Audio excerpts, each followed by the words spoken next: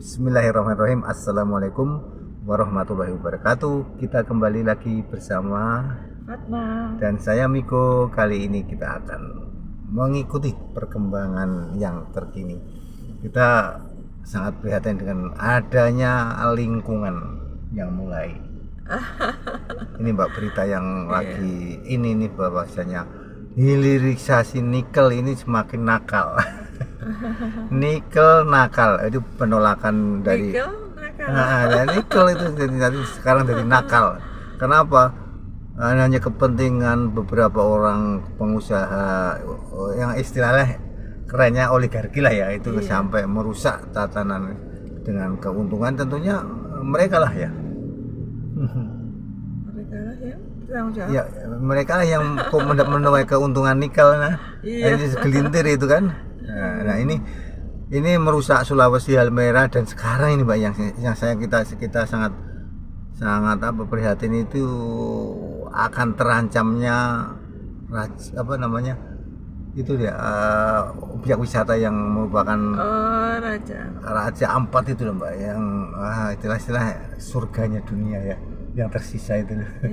Itu udah terancam ini kalau sampai ke sana nih kan.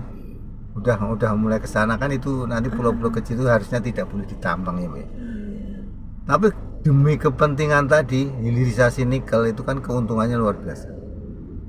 Dan Indonesia itu terkenal kekayaan nikel terbesar sedunia loh, Mbak. Iya.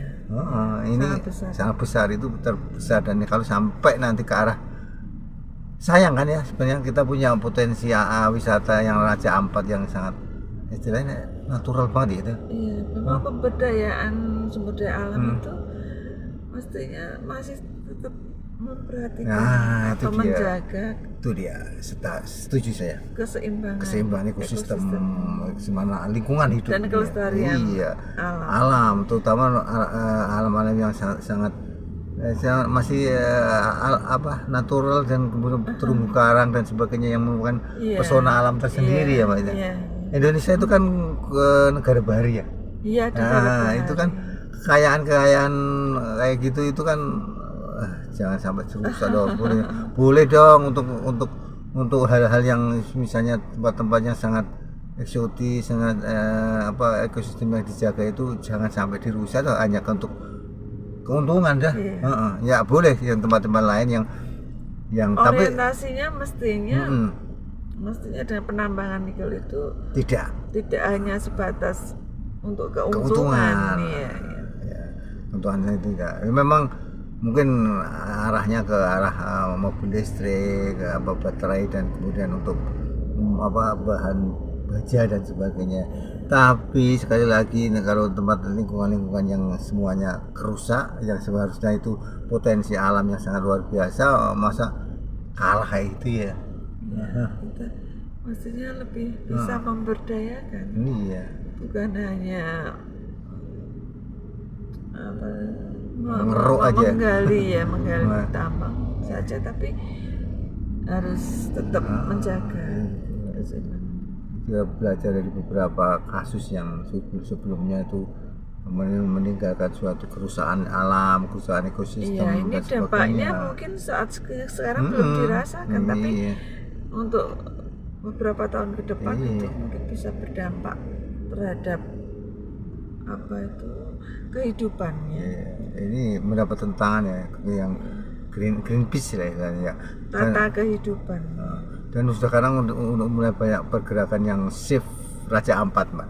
Mudah-mudahan tagar Raja Ampat, shift Raja Ampat ini mendapat respon yang positif dari pemerintah ya tentunya. Iya, ini maksudnya ada koordinasian dari pariwisata dengan energi, sumber daya dan sumber daya alam. Tapi ini memang Mbak, Papua itu mungkin kayaknya juga daerah istimewa yang punya istilah masih daerah punya kebijakan sendiri, otonomi tersendiri. Nah, tapi dari sini kan tentunya pemerintah pusat juga harus bisa mengerem lah ya. Mengerem bahwa fungsinya pemerintah kota. Iya, memang nggak bisa kita menghabiskan dalam waktu sekejap karena memang itu harus betul-betul digunakan untuk kemaslahatan. Artinya tidak ada yang mubazir atau tidak ada yang dalam tanda kutip harus dijaga betul. Kita belum ke Raja Ampat sudah mau dirusak. Iya, ini dampaknya pariwisata sangat. Itu kita baru lihat dari sosmed, dari media elektronik itu kan indah sekali tempatnya ya. Sangat indah, sangat eksotis, pesona bahari, alamnya sangat natural dan pulau-pulaunya. Dan pulau itu kan virgin, kelihatan virgin ya Mbak ya. Sayang sekali, benar-benar sayang kalau sampai hal-hal kayak gini sampai dirusaknya untuk keuntungan dengan alasan tertentu yang keuntungan beberapa pihak. Tentunya ini pengusaha yang enak Mbak.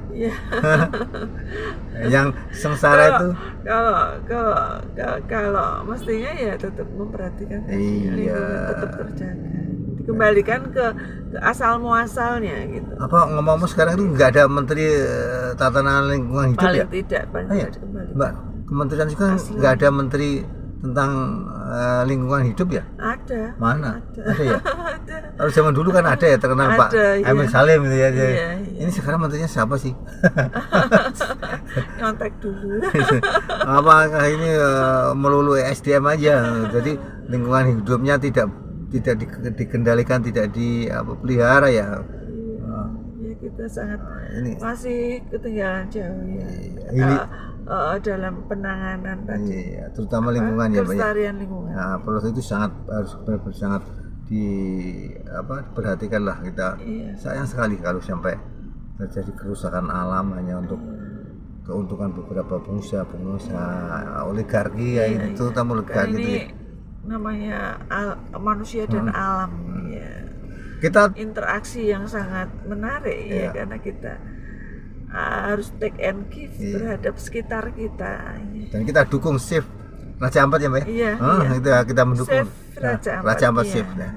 Ya, harus kita selamatkan. Itu adalah potensi alam kita. Oke Mbak, terima kasih kalau begitu. Berarti kita support mereka yang menyuarakan untuk penyelamatan lingkungan, terutama Raja Ampat ini dari keserakan tambang nikel. Nikel nakal. Terima kasih Mbak. Kita ketemu lagi ya. Masih jangan bosan ngobrol sama Miko ya. Oke. Tanpa kopi, tanpa hidangan. Oke. Terima kasih ya. Terima kasih.